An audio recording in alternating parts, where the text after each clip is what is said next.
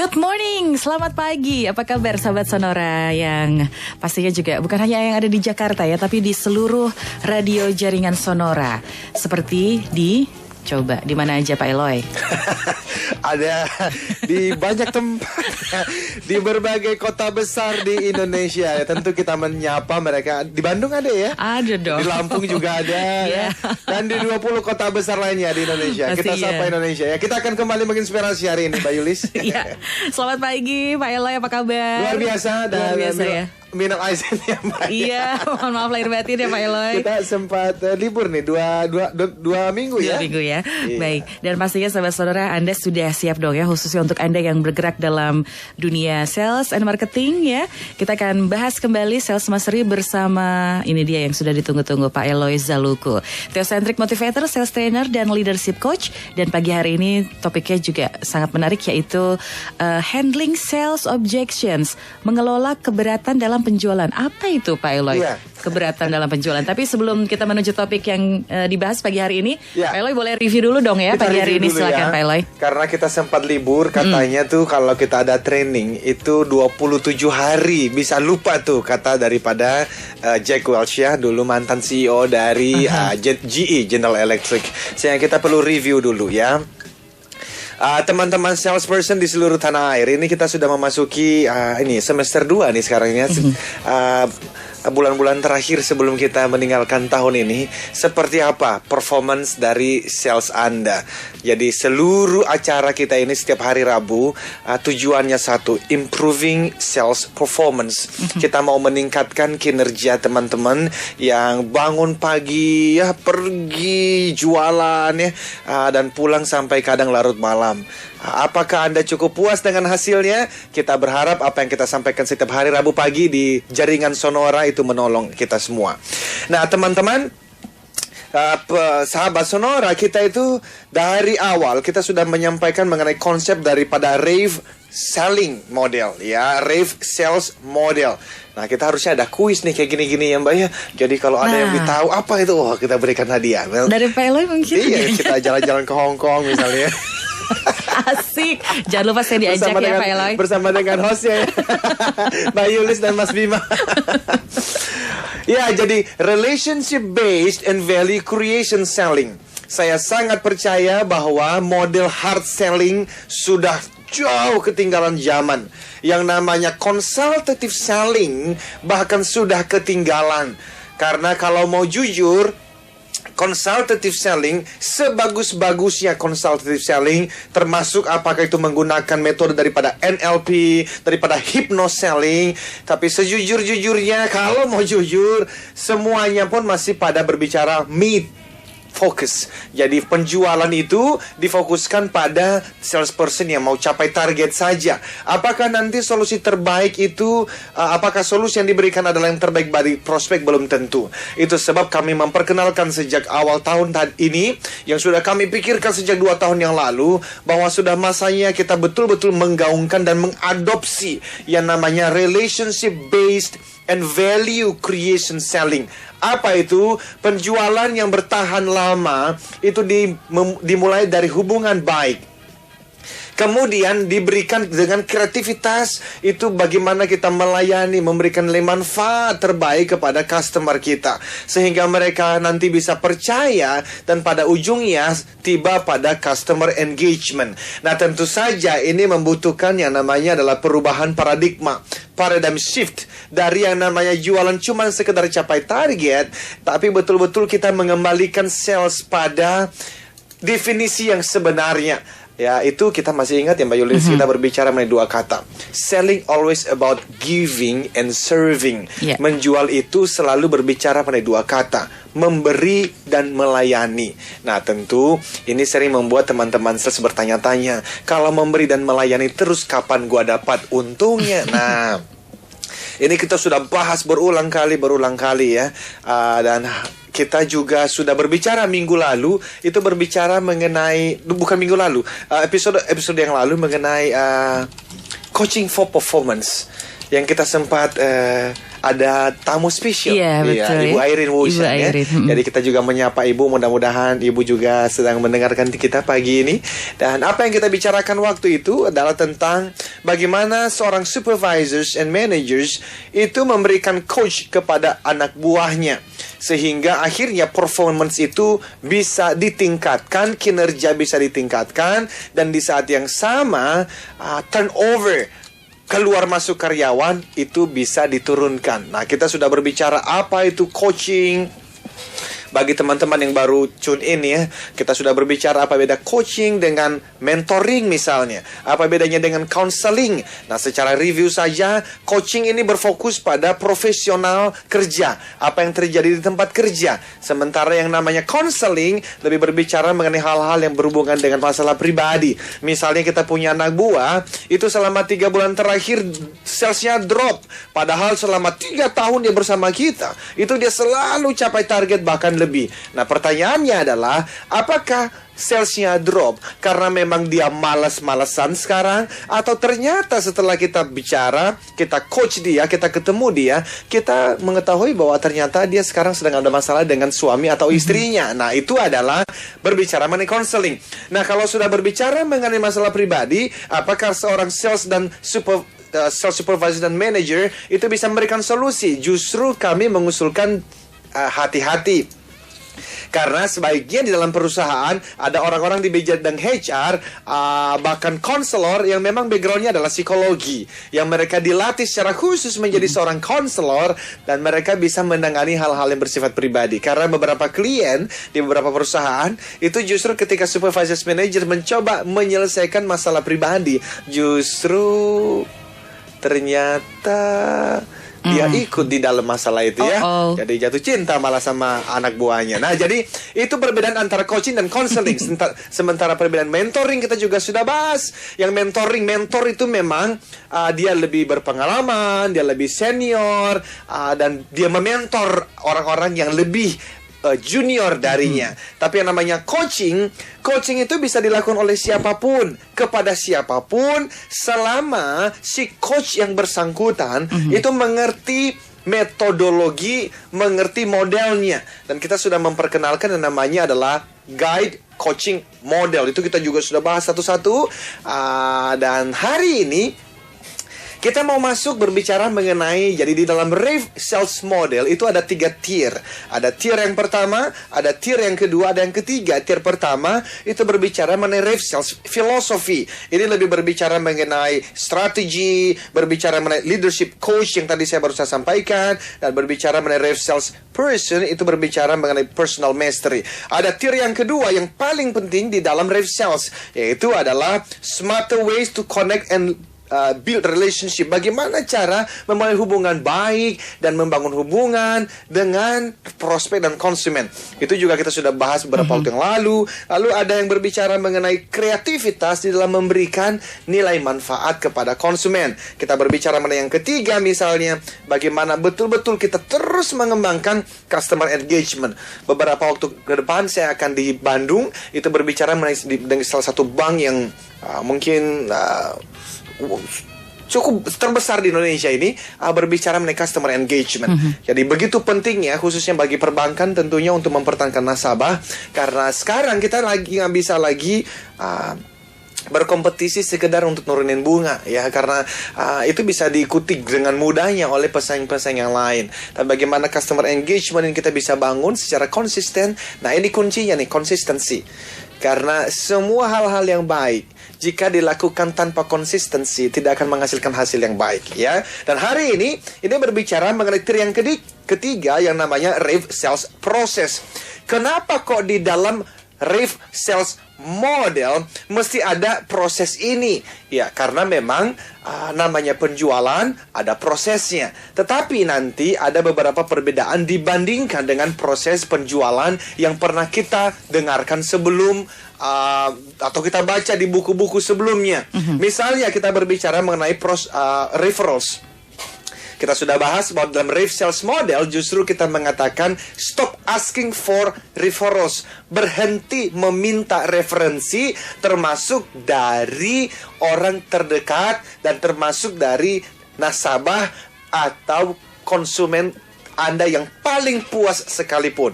Loh, kenapa? Karena meminta referensi itu sudah berlawanan dengan filosofi dasar daripada sales yang sebetulnya, yang mana itu berbicara memberi dan melayani. Kalau Mbak Yulis itu puas dengan training-training yang saya berikan misalnya, lalu suatu hari saya minta Mbak Yulis untuk memperkenalkan dengan seorang teman, itu melawan, bertentangan dengan filosofi sales yang tadi saya sampaikan, bahwa saya seharusnya itu selalu memberi dan melayani Mbak Yulis dengan sebaik-baiknya. Dan kita sudah membahas, hasil penelitian mengatakan bahwa referensi itu diberikan 98%. 98 bahkan. 98% diberikan bukan karena diminta, tetapi karena servis saya, produk saya itu dianggap baik, memuaskan pelanggan dan nasabah saya dan klien saya, sehingga waktu mereka berbicara pada teman-teman, waktu mereka makan malam, waktu mereka ngobrol di kafe, lalu temannya itu menyampaikan bahwa dia punya kebutuhan, maka Mbak Yulis yang puas dengan jasa saya tanpa saya minta. Itu memberikan referensi, ngobrolin tentang saya kepada teman yang sedang membutuhkan training ini. Dan 98% itulah yang terjadi di dalam referensi. Namun pertanyaannya adalah, bagaimana saya bisa memastikan bahwa Mbak Yulis bisa mengingat nama saya pada saat teman Mbak Yulis sedang mengutarakan kebutuhannya terhadap training motivasi, sales dan coaching misalnya. Kan Mbak Yulis bisa aja lupa. Kan Mbak Yulis bisa ketemu dengan trainer-trainer lain juga. Nah, justru disinilah challenge-nya, disinilah tantangannya, di mana di dalam Ref Sales Model ada yang namanya branding. Ya, jadi bagaimana kita mempertahankan merek, nama baik kita, dan kita terus mempertahankan supaya si klien-klien ini bisa mengingat kita, khususnya di saat-saat mereka bertemu dengan teman-teman yang sedang membutuhkan jasa dan produk yang kita berikan. Nah, itu berbicara mengenai referensi. Okay. Nah, hari ini kita akan berbicara mengenai handling objections. Nah, saya mau tanya nih Mbak Yulis, waktu lagi kemarin kan mau lebaran tuh. Mbak Yulis kan pasti ya ada dong belanja ke sana kemari ya, beli sesuatu untuk suami ya, untuk anak atau untuk teman-teman. Mbak Yulis kalau lagi belanja gitu suka minta diskon juga nggak Mbak? Ya pasti sih. Iya. Rata-rata semua kalau ditanya pasti minta diskon atau minimal nawar ya Pak Eloy. Pasti dong. Iya. Pasti. Iya, karena natur manusia ya begitu. Oke, nanti kita akan lanjutkan dulu ya. Kita harus break dulu sebentar. Tapi apa kaitannya dengan tawar-menawar atau minta diskon dengan topik yang kita bicarakan pagi hari ini? Betul. Bergabung di Sonora FM 92 dan juga radio jaringan Sonora, sahabat Sonora Network semuanya. Silakan Anda juga bisa kasih komentar, sharing ke 0812 112 9200 untuk SMS atau tweet juga ya di @sonorafm92. Pak Eloy, saya sudah men-tweet ini nih, satu kata-kata kunci yang Pak Eloy nanti sampaikan saya akan tweet. Dan silakan Anda bisa kasih komentar gitu ya. Boleh buat banget. Sahabat Sonora Network. Tadi saya sudah share mengenai sales is about serving and giving. Betul. What do you think? Kemudian sudah mendapatkan tanggapan dari Menik-Menik, katanya begini, about treat people to buy our product. Wih, mantap. Ya, thank you ya. Teruskan ya. Kita akan lanjutkan lagi. Tunggu kata-kata kunci lainnya dari Pak Eloy. Ya. Simak terus di timeline @Sonora FM 92. Thank you. Anda tetap bersama kami, Jaringan Radio Sonora. Sales is about serving and giving. What do you think? Ayo kita share dan juga kasih komentar tentang kata-kata kunci nih dari Pak Eloy Zaluku pagi hari ini. Dan kembali pagi hari ini Anda simak untuk sahabat Sonora di seluruh radio jaringan Sonora di Indonesia yang juga baru saja bergabung. Anda kembali ikuti Sales Mastery bersama Eloy Zaluku, pastinya tentang topik yang berkaitan dengan sales and marketing ya. Dan pagi hari ini adalah handling sales objection. Tapi tadi Pak Eloy sempat nanya saya juga, kalau belanja minta diskon atau nawar-nawar gitu nggak sih? Pasti dong Pak Eloy. Pasti.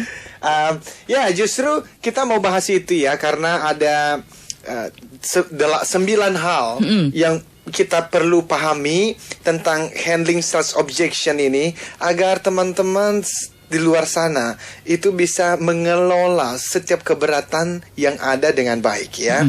Tapi nanti khususnya kita berbicara hari ini mengenai price objection. Jadi kalau Steven Schiffman itu adalah seorang pemikir, seorang trainer, seorang konsultan, melakukan banyak research mengenai penjualan. Beliau menemukan ada 25 itu keberatan yang paling umum diberikan oleh calon pembeli kepada salesperson. Dari pemahaman di lapangan, ngobrol dengan beberapa teman, mengikuti mereka ketika mereka jualan, dan juga di dalam pengalaman jualan sendiri ya. 25 sih mungkin untuk seluruh industri iya. Tetapi di industri tertentu mungkin 5-7 pertanyaan umum yang biasa ditemukan. Tetapi dari semua keberatan itu, ternyata yang paling umum adalah ya itu negosiasi harga. Negosiasi harga. Minta diskon. Nah, jadi itu yang perlu kita bahas waktu teman-teman mengalami yang namanya mendapatkan objections, dan itu di dalam sales process itu ada di proses yang ke-6. Listen referrals itu yang pertama, prospecting itu yang kedua, establishing rapport itu yang ketiga, uncovering aspiration and affliction itu yang keempat, presenting solution and value proposition kita sudah bahas di bulan-bulan yang sudah lewat, dan hari ini kita masuk di handling objections. Kadang ya ketika teman-teman sales bertemu dengan keberatan, objections, penolakan dari si prospek, itu seperti kita lagi berhadapan dengan tembok besar dan kita sepertinya nggak ada lagi cara untuk menembusnya, sehingga kita mundur dan kita akhirnya mencari prospek lain dengan harapan prospek itu lebih baik dan lebih menerima produk kita. Well, saya tidak mengatakan bahwa semua prospek, semua konsumen harus dipertahankan dengan seluruh efek usaha. Belum tentu. Kita sudah bicara di waktu-waktu yang lalu mengenai hukum Pareto 80-20. Karena yang namanya konsumen itu dibagi dalam 4 kuadran, Mbak Yulis. Ada konsumen kita yang untung buat kita besar, dan dia menuntutnya kecil. Ini yang paling enak.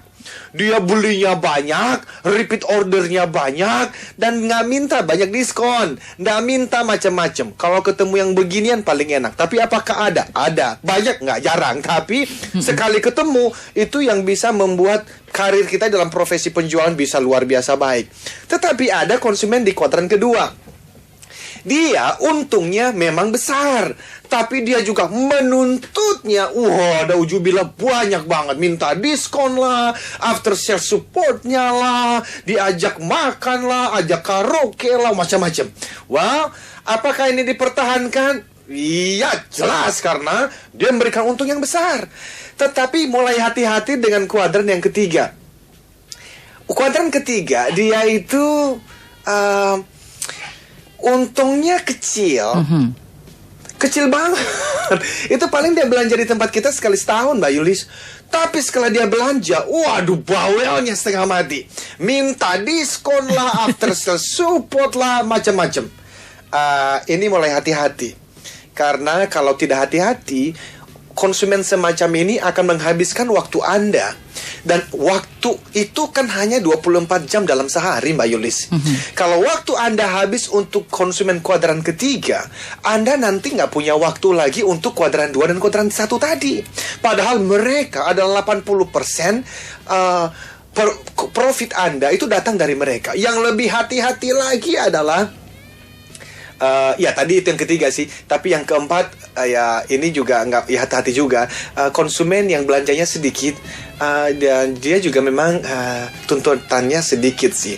Nah, usulan saya memang tetap pertahankan hubungan dengan kuadran 4 dan kelima, tetapi fokusnya pada kuadran 1 dan kuadran 2. Nah, sehingga ketika objections, keberatan penolakan itu datang dari yang kuadran pertama dan yang kedua, memang kita harus mencari berbagai macam cara, menggunakan riff sales model tentunya, relationship dan kreativitas dalam kita memberikan manfaat untuk bisa memberikan mengelolanya dengan baik.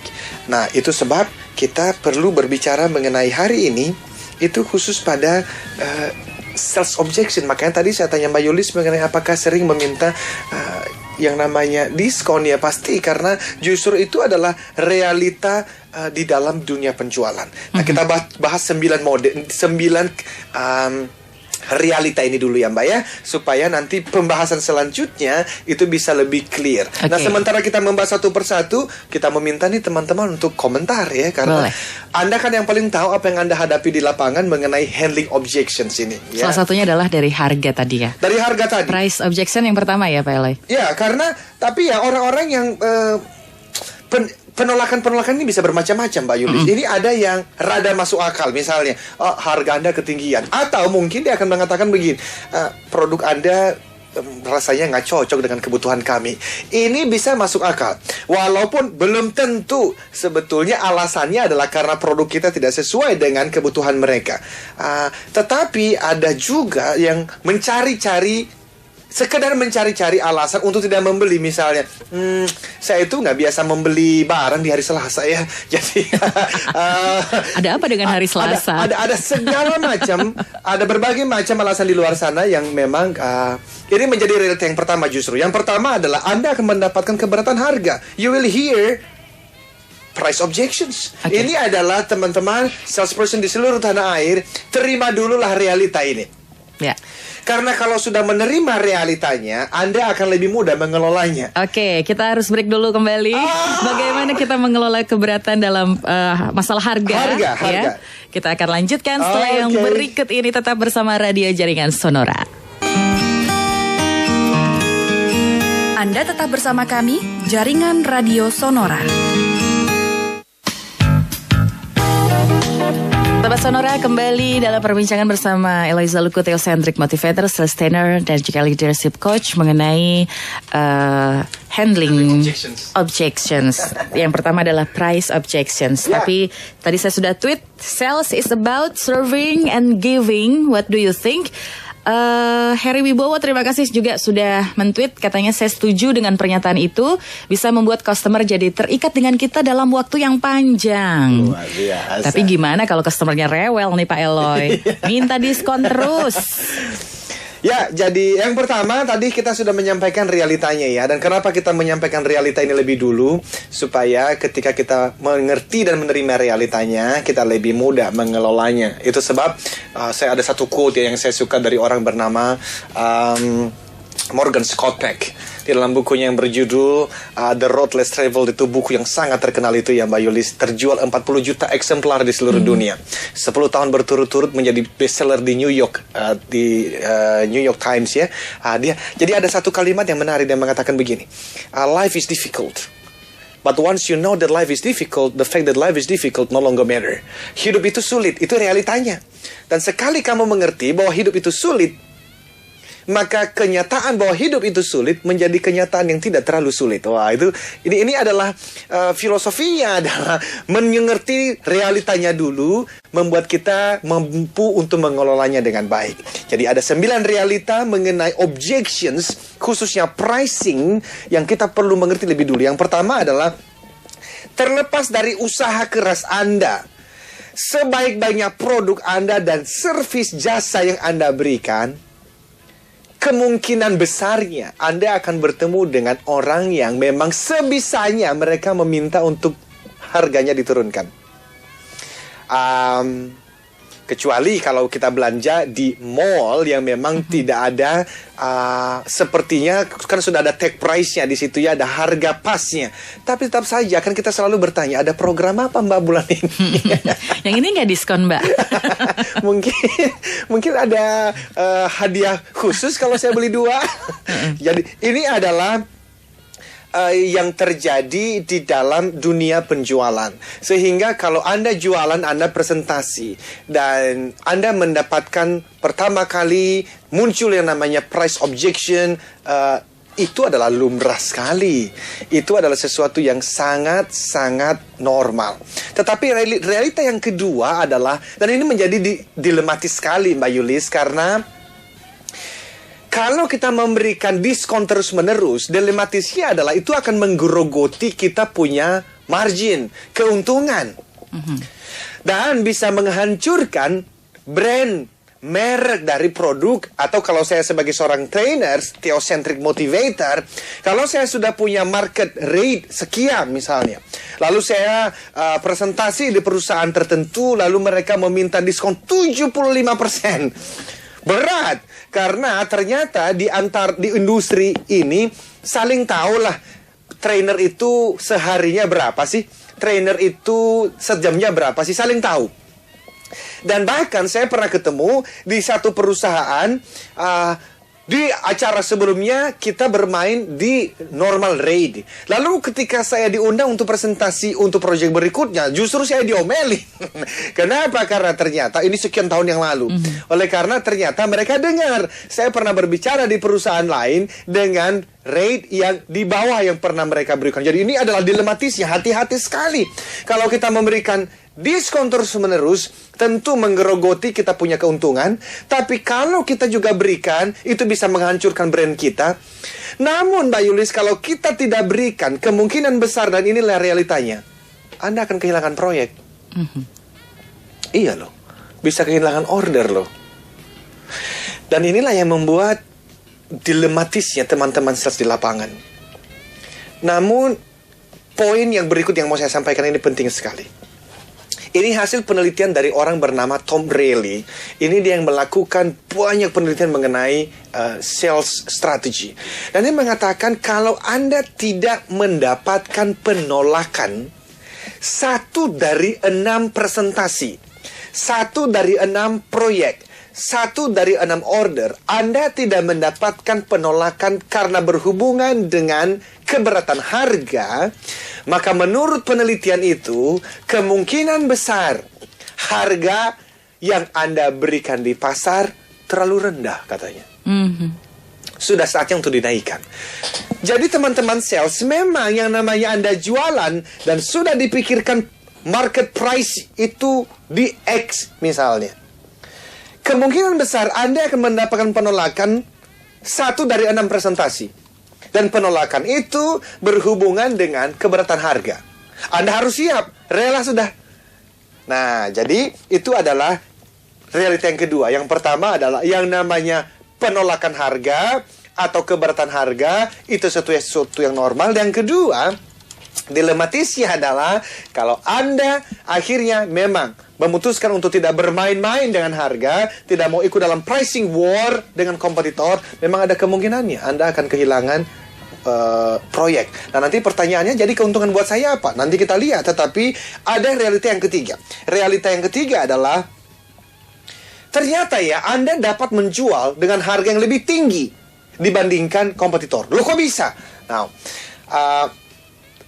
teman-teman sales, coba ingat-ingat pengalaman Anda jualan.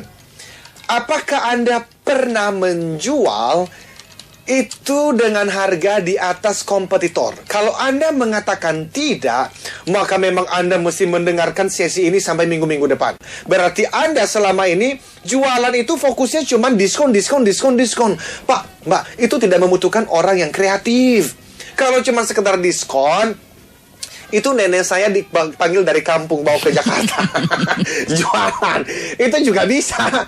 Justru kita berbicara mengenai RIF sales model, relationship based and value creation model, ini berbicara mengenai value creation.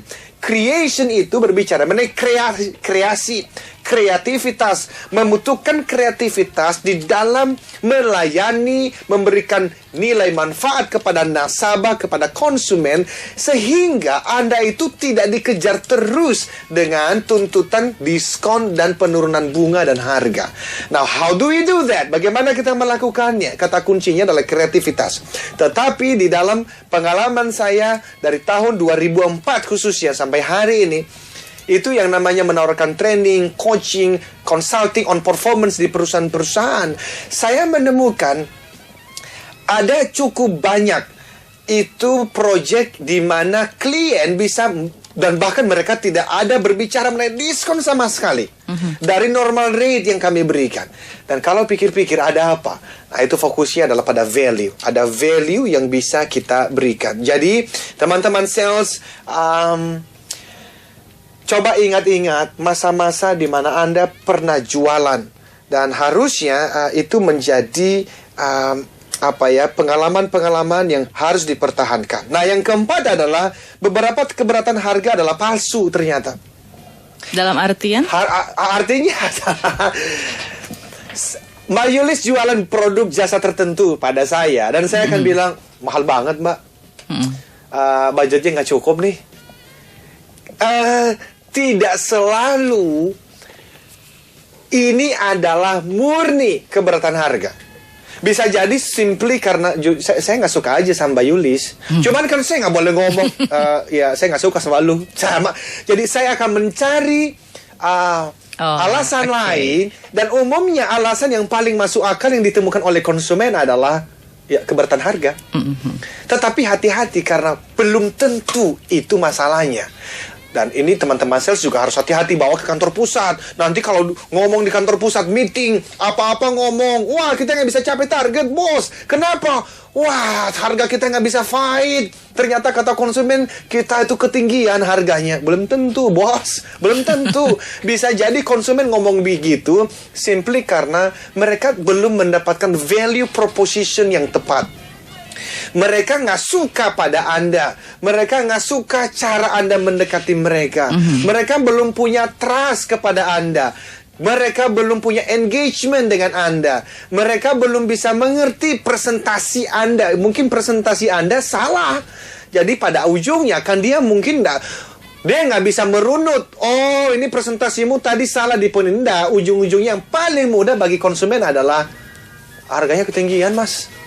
Tetapi belum tentu itu adalah alasan yang benar ya. Jadi teman-teman juga harus mengerti ini. Yang kelima adalah ternyata persiapan itu menciptakan kepercayaan diri. Jadi waktu Anda mau presentasi, pastikan Anda punya product knowledge-nya dengan baik. Pastikan juga Anda sudah punya sales script. Apa itu? Script kalimat-kalimat yang Anda siapkan untuk menjelaskan keberatan apapun yang mungkin muncul dari calon prospek Anda, termasuk yang namanya adalah keberatan dalam hal harga. Jadi persiapkan, itu bisa. Contoh Mbak Yulis, ketika saya presentasi mengenai training, coaching atau consulting, lalu klien berbicara mengenai penurunan harga, saya akan selalu berbicara mengenai dua hal. Dan ini adalah realitanya. Yang pertama saya akan mengatakan, Pak, di dalam industri kami limitasinya adalah waktu. Karena sebagai trainer itu Mbak Yulis, kita nggak bisa duplikasi. Artinya kalau saya dipanggil di perusahaan ABC misalnya, dengan harga X, di hari yang sama saya diundang berbicara di perusahaan XYZ. Ya saya nggak bisa di XYZ. Sekalipun XYZ mau bayar 2 kali lipatnya. Itulah sebab kita nggak bisa sembarangan menerima diskon. Tapi yang kedua adalah mengenai yang tadi itu, sudah ada market price-nya. Kalau sampai kita bermain terlalu banyak, itu bisa menghancurkan brand kita. Nah itu harus disiapkan. Nah, jadi persiapan-persiapan seperti ini itu akan membantu semua salesperson bisa mengelola keberatan harga khususnya dengan baik. Oke, kita harus break lagi sebentar, Pak Eloy. Tapi kalau boleh disimpulkan berarti menjual harga lebih tinggi dari kompetitor sah-sah saja, tapi membutuhkan kreativitas dalam melayani dan memberikan manfaat untuk customer. Bagus sekali, Pak Wills. Betul sekali. Oke, Anda sudah kreatif, sahabat Sonora. Ayo share di Twitter @sonorafm92, mention kami. Sudah ada di timeline, ayo disimak ya. Jangan lupa juga. Anda bisa SMS, masih ada waktu ke 0812 112 9200. Sekali lagi, menjual harga lebih tinggi dari kompetitor membutuhkan kreativitas dalam melayani dan memberikan manfaat untuk customer. Sudahkah Anda kreatif? Anda tetap bersama kami, Jaringan Radio Sonora.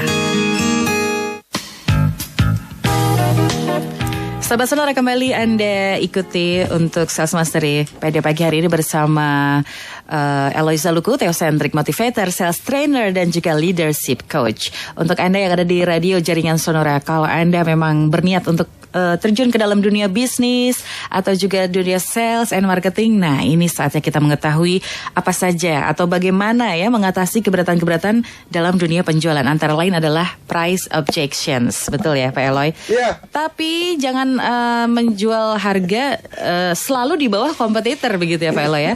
Sah-sah saja menjual harga di atas kompetitor asal ada kreativitas dan ada nilai yang diberikan untuk customer.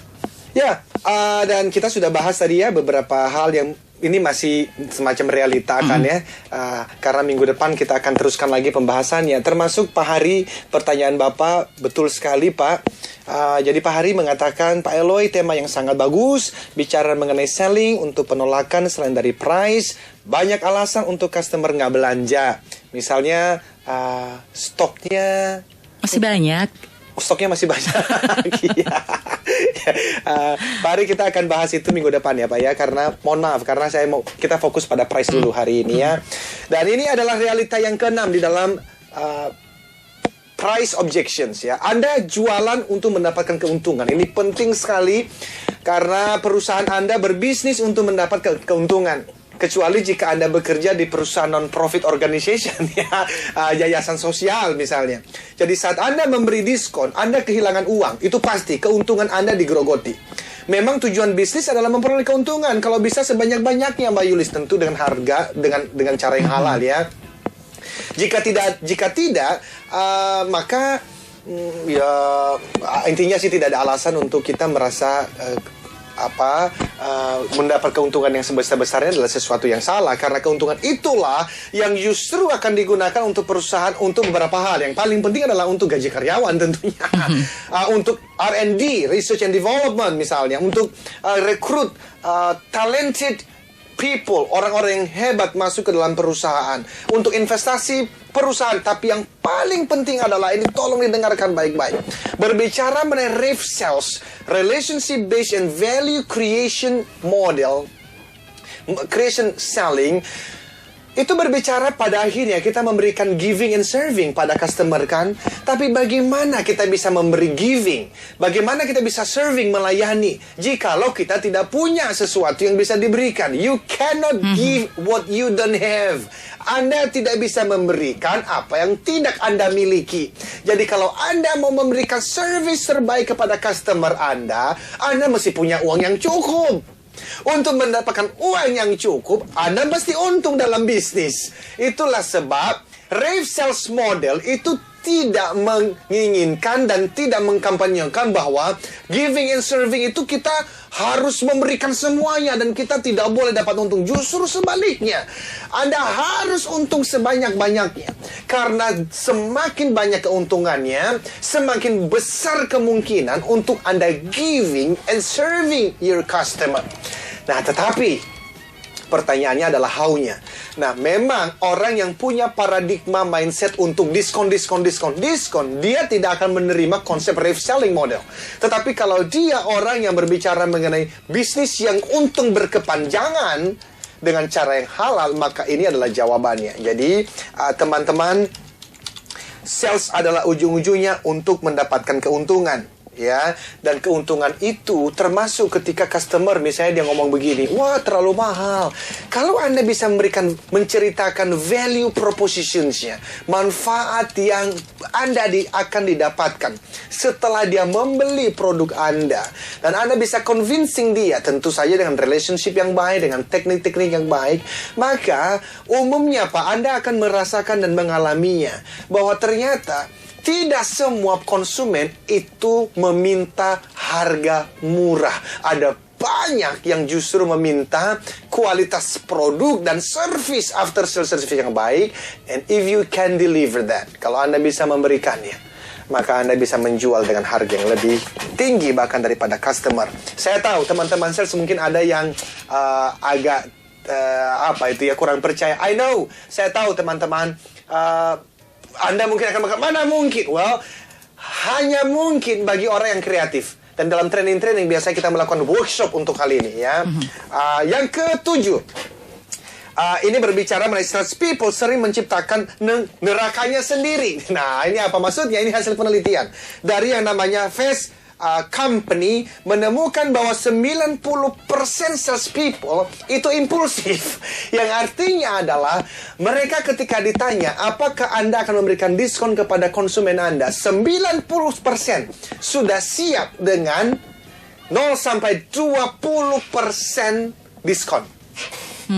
Jadi mereka pergi presentasi sudah siap dengan 20% diskon. Dan coba tebak apa yang terjadi adalah mereka akan berikan diskonnya. Teman-teman, ini adalah paradigma yang salah dan ini kita harus stop. Dan ini apa ini, Mbak? Ada pertanyaan? Iya, dari Palangkaraya ada Pak Iwan.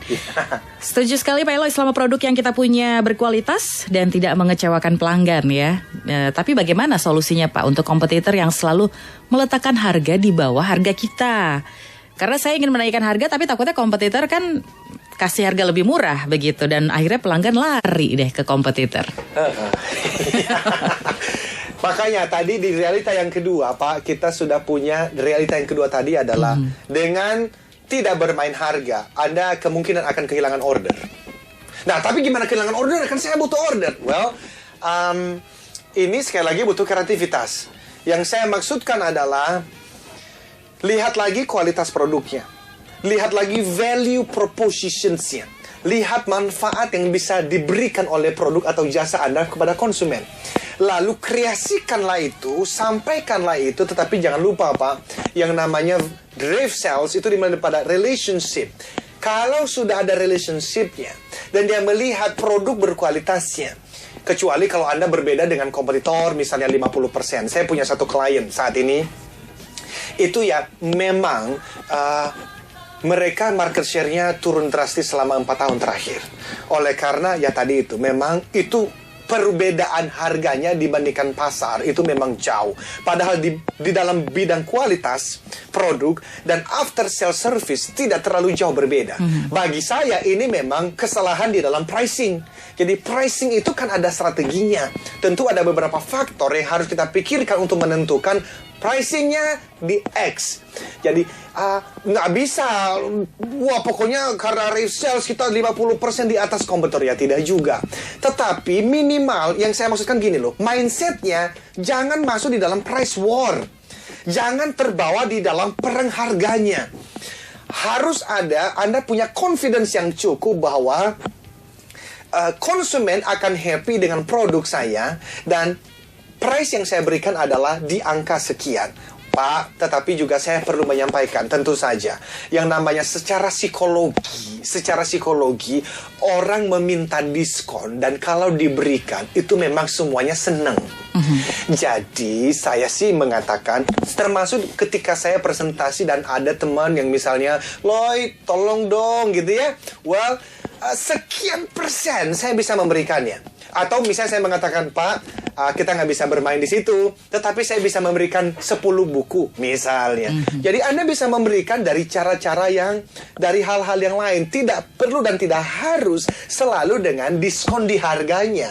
Anda bisa memberikan, Pak, garansinya saya tambahkan 3 bulan.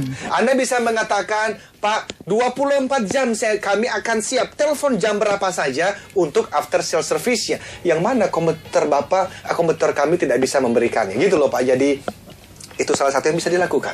Kreativitasnya begitu ya. Kreativitas. Tapi waktunya so, tinggal sedikit lagi Pak Eloy. Sedikit ya, sedikit lagi. Jadi yang tadi sering menciptakan rekannya sendiri, ini juga menarik sekali karena ada orang-orang yang mengatakan saya kasih diskon supaya volume penjualannya bisa naik. Kita akan bahas minggu depan karena ini tidak selalu benar ternyata. Dan yang terakhir adalah keyakinan menentukan perilaku. Ada beberapa keyakinan mendasar dari seorang salesperson, seorang pedagang pengusaha yang ternyata salah total di dalam pricing. Dan kita akan perbaiki, transformasikan itu minggu depan, di hari Rabu minggu depan. Jadi stay tune in, dan itu kita ujung-ujungnya adalah supaya performance kinerja teman-teman itu bisa naik berlipat kali ganda di sisa akhir tahun ini. Oke, giving and serving the customer harus mendatangkan keuntungan sebanyak-banyaknya. Tapi bagaimana Anda melakukannya, that's the point ya Pak Eloy. Exactly. Oke, terima kasih Pak Eloy. Saya Yulis. Saya Eloy, katakan Yes, I can. Salam sukses. Triangle. Selamat pagi semuanya sahabat Sonora Network. Sampai jumpa minggu depan.